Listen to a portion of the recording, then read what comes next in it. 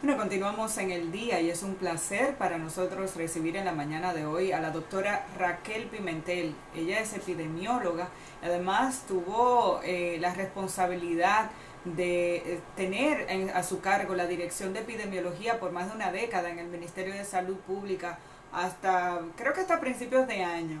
Doctora, muy buenos días y bienvenida a El Día una vez más.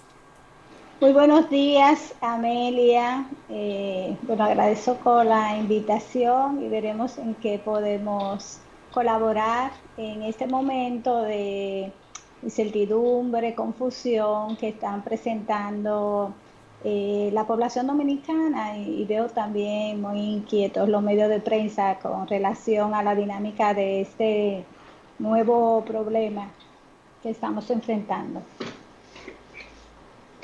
Bueno, quiero, doctora, empezar precisamente por ahí en esta semana, eh, a través de las mismas cifras que las autoridades han estado entregando. Hemos visto un incremento de los casos, digamos que de los casos positivos de COVID. Digamos que esa no es una novedad, se esperaba que la cantidad de personas afectadas fuera subiendo en la medida en que la enfermedad se fuera expandiendo a nivel nacional. Sin embargo, a través de las mismas informaciones de las autoridades, hemos visto que la capacidad hospitalaria, sobre todo en el Gran Santo Domingo y en el Distrito Nacional, ha ido disminuyendo y se habla de la posibilidad, decía el ministro, de declarar estado de epidemia. Y uno se pregunta, ¿qué significa esto si ya a nivel global, y República Dominicana forma parte de la OMS y OPS declararon una pandemia? Entonces, quisiéramos empezar por ahí, por su evaluación de la situación que estamos viendo en esta última semana en nuestro país. ¿Qué es lo que significa?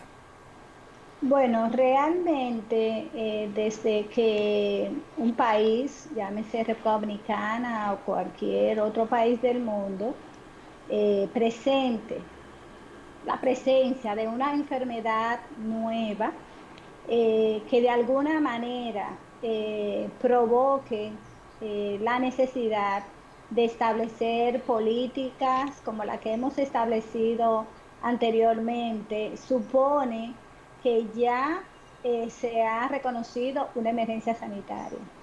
De hecho, fue declarada emergencia sanitaria de importancia internacional en primer orden, que es lo primero que se hace. O sea, son varios momentos.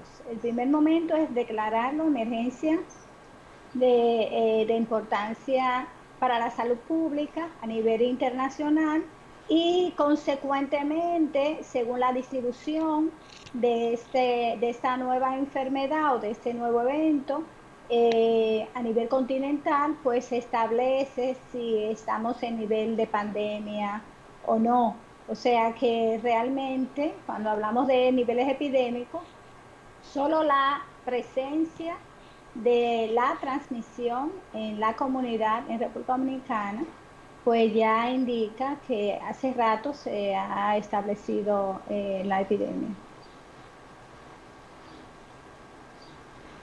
Doctora, recientemente el gobierno tomó la decisión de no abrir en la tercera fase en esta decisión de reapertura económica que había tomado en varias fases.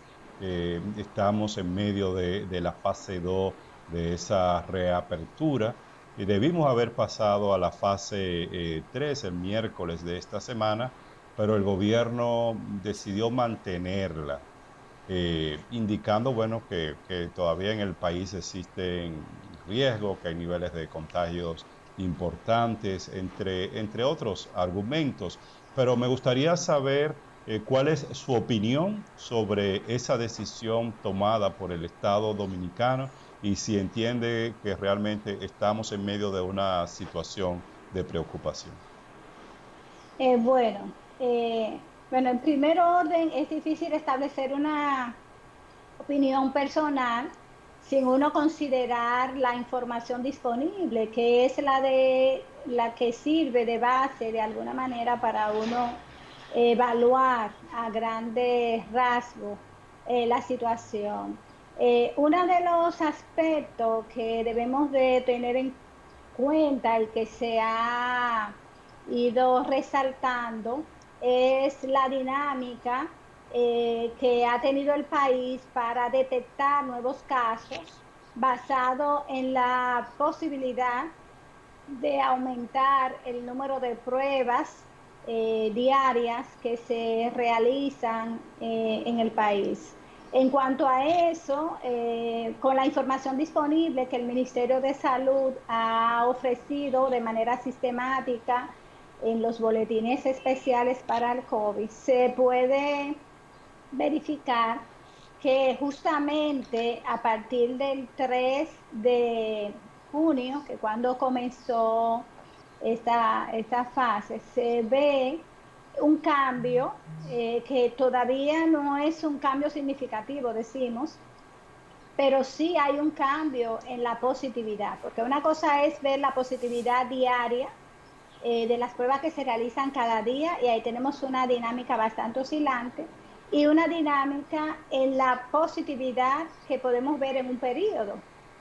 Bueno, el periodo que podemos ver con una mayor objetividad para corregir este tipo de variaciones diarias que se dan es el periodo de una semana y de 15 días, pero de manera agrupada. Cuando uno mira esos datos de esta manera, uno puede darse cuenta de que la positividad ha variado en un 19% de incremento. Quiere decir que se está acercando a la variación porcentual que nosotros entendemos como significativa, que sería 25% o más. O sea, cuando la variación ha aumentado por encima de 25% más. Estamos en 19. Cuando uno compara los últimos 7 días del mes de junio y los primeros 7 días comparado desde el 3 de junio que entramos en esta fase. Tengamos en cuenta que desde el principio se advirtió que la desescalada debe ser un proceso que debe hacerse con cautela. Y uno de los indicadores que se está utilizando, que no es un indicador epidemiológico realmente, sino que nos está indicando la circulación, quiere decir la probabilidad de que esos casos sospechosos estén siendo positivos para la infección de coronavirus.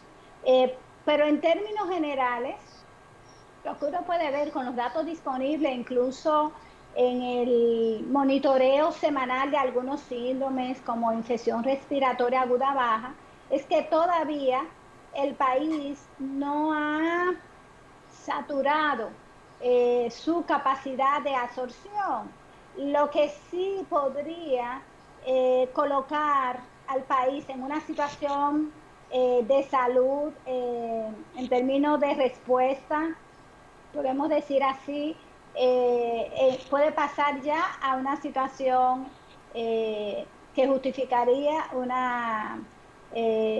vamos a decir así, un regreso incluso al nivel anterior.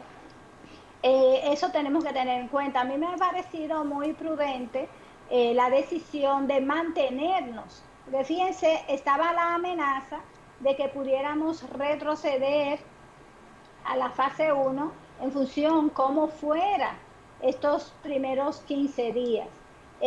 Pero la variación que se está observando, que esperamos no sea una variación significativa luego en la próxima semana, pues sí realmente justifica que se haya mantenido en esta fase. Es una noticia que Doctora, no esperábamos, porque todos teníamos la expectativa de que íbamos a ir a un cronograma, pero no. O sea, lo que debe ir pautando realmente la decisión de pasar a la siguiente fase es el comportamiento epidemiológico. finalmente, doctora, ante esta situación, ¿qué recomendación usted le daría a la población dominicana de manera puntual?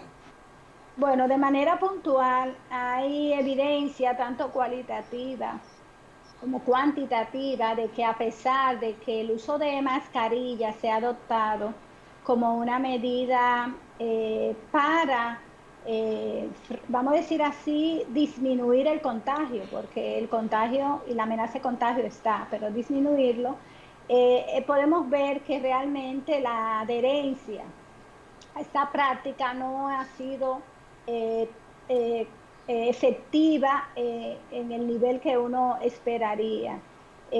Algunos estudios que se están haciendo a nivel operativo local indican que menos de la mitad de la población está usando la mascarilla correctamente, sin tomar en cuenta que posiblemente esto puede variar en función de la hora del día. O sea, una persona puede empezar en el día o en primeras horas del trabajo a usar adecuadamente la mascarilla, pero en la medida que pasen las horas puede ir cansándose de la práctica, incluso olvidarla, la forma de usar su mascarilla de manera correcta.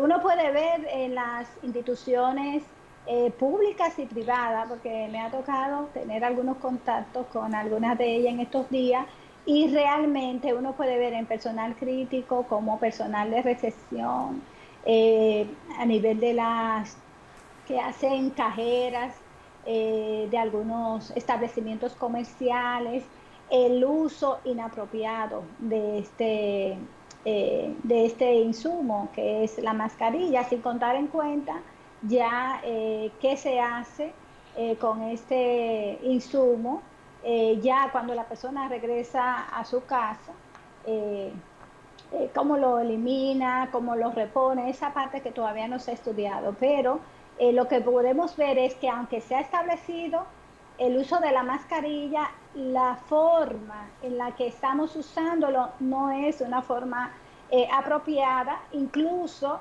uno puede ver una primacía en la importancia que la gente le ha dado al uso de guantes por encima de la mascarilla. Incluso hemos visto entrevistas de bastantes personas en las cuales hay más de una persona en la entrevista con corta distancia. Entonces, siendo clara y directa, tenemos que poner énfasis en el distanciamiento físico. La OMS recomienda al menos 1 metro.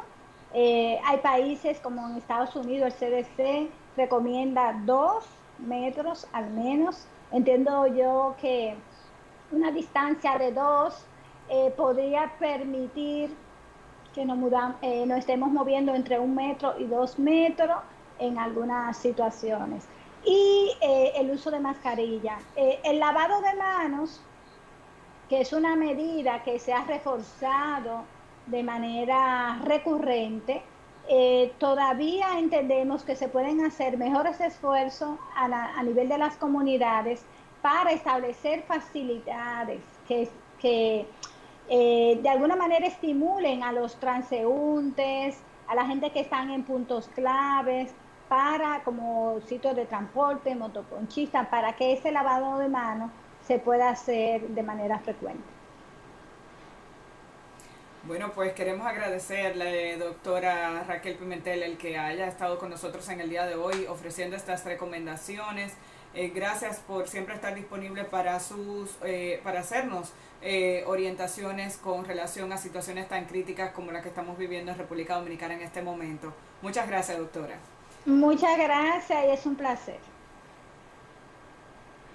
Gracias. Ahora nos vamos a la pausa. Cuando regresemos vamos a hablar con el economista Rafael Jovin. Él nos va a hablar de los detalles de ese presupuesto complementario que ha sometido el Poder Ejecutivo para su aprobación en el Congreso Nacional.